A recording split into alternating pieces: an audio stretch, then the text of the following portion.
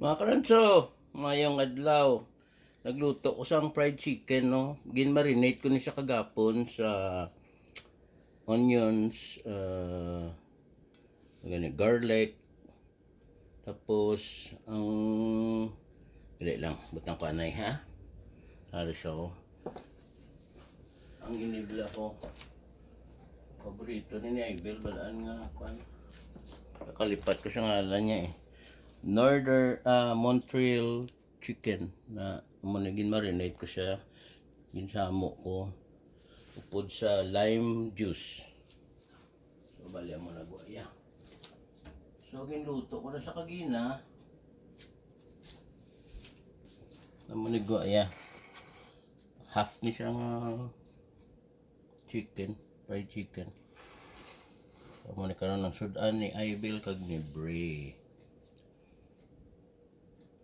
So mga karanso, see you later.